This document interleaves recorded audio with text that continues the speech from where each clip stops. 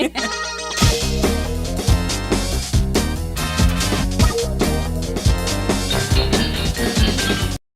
hello, hey, hiya. I've started a new segment called a Random Xcess. We'll see if it's a segment. We'll see if I can continue with this. Being on air, being on the screen is a new thing for me, and I'm trying to see if it's something I can do. We're going to try it. Today, I want to go over, I started to work on an animation, a motion graphics piece, based on the art. It's an homage to John Alcorn. And if you don't know who John Alcorn is, he was an artist in the 60s. I came to him because I thought my style of drawing, or my doodle art, was very similar to John Alcorn. Again, I thought it was more like Milton Glaser. I remember seeing a Time magazine cover in the 70s. It was sort of like all outlined. I liked it, and it meant something to me. So I thought I would give it a try, and that's sort of what I do. That's led me to John Alcorn, which I didn't know much about, but it seemed like his style was closer to what I do.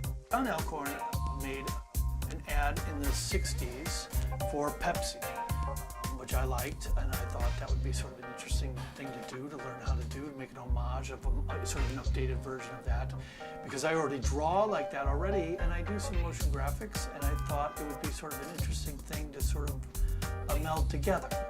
And this is how I went about working on this project. I'm not done with it yet, and you can see for yourself, and how I went about getting this done. So John Alcorn was an illustrator in the 60s, and here's some of his work. This is the homage that I wanted to do right here. I thought this was close to some of the work that I had done.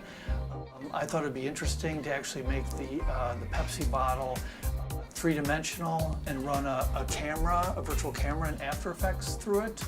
So I started with this. I have an illustration that I thought was sort of similar, and this is my illustration.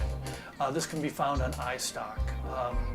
There were some elements to it that I thought, I first thought that I would redraw a picture, but sometimes I think when I really have given myself the task to have to redraw something, or something that just doesn't flow natural, it tends to get sort of stiff. So I thought maybe I would just use some of the elements from this and try to repurpose it and then redraw things from there, for example. So I started with this drawing as my basis. I thought it had a good sun, it had a good sort of surfing dude. There were no flowers. I took this woman in here and I ended up using her. But the one thing is, if you go back to this John Alcorn, is like I don't know much about 3D, and it's like, well, how am I going to do a 3D bottle?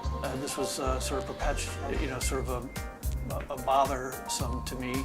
I had learned Cinema 4D at one point, but really just let my skills go for the longest time. And just really, anytime I open it up, I just sort of get frustrated and just close it in about an hour. So I looked up, a lot of times I go to a website called AE Scripts.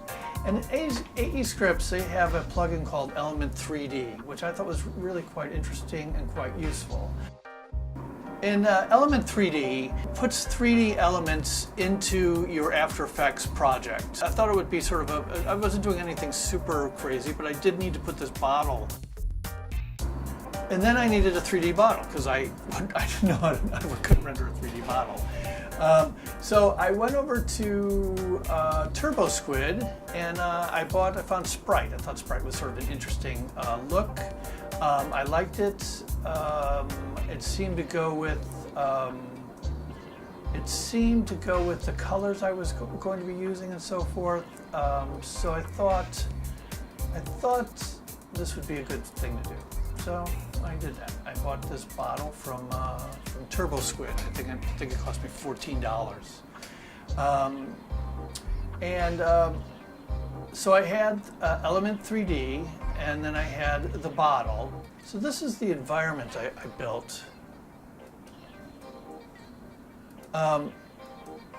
As you can see, let me see if I can turn this off over here. There was different. I started with I had this sort of the sun and so forth. I did a homage to the flowers that John Alcorn creates, but I created my own. I created my own flowers. I put all these things into 3D space. You see that it's exploded. There's the butterfly. I took the butterfly. I took a solid and added the element effect to it. And if you go to the interface, it looks like this. And you see it has for 3D people, it has a lot of, so it has the node situation and the scene materials and so forth, and you put it in the scene. It comes in as an object. It's pretty easy. I thought it was relatively painless. I still have some things that are missing on it, but this is where I'm at right now. So that's what we have so far, and I think it's coming out pretty good. I just think I need to finish it, and thanks for watching. Thanks for watching. Thanks for watching.